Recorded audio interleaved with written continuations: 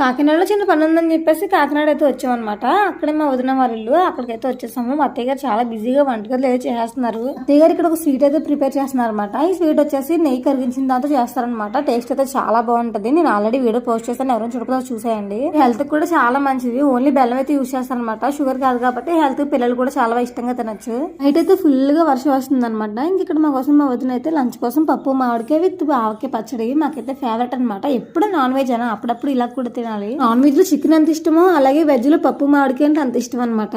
పప్పు తినాలంటే ఖచ్చితంగా అందులో ఆవకాయ ఉండాల్సిందే. మై ఫేవరెట్ అనమాట. ఆవకాయ లేకపోతే అసలు పప్పు తినబుద్ది కాదు. వదినాలు ఇంట్లో భోజనం చేసి కాసేపు కబుర్లు చెప్పుకుని మా ఇంటికి అయితే బయలుదేరిపోతున్నాం అనమాట. క్లైమేట్ అయితే కూల్ గా ఉందని చెప్పేసి ఇంకా మీ వల్ల స్నాక్స్ అయితే తింటున్నాము బయట. నెక్స్ట్ వచ్చేసి మసాలా పూరి అయితే తీసుకున్నాం అనమాట. పానీపూరి దగ్గర మసాలా పూరి అయితే తీసుకున్నాము. టేస్ట్ అయితే చాలా బాగుంది. మా చిన్న మొక్క కూడా తినేస్తుంది. ఇంకా నెక్స్ట్ వచ్చేసి మంచూరియా అయితే తీసుకున్నాము. పెద్ద టేస్ట్ అయితే లేదు. ఈ రోజు ఫుల్ డే అయితే ఇలా గడిచిపోయింది అనమాట. ఇంకా అంతే అండి ఈ వీడియో. నెక్స్ట్ వీడియో కలుద్దాం. Bye bye.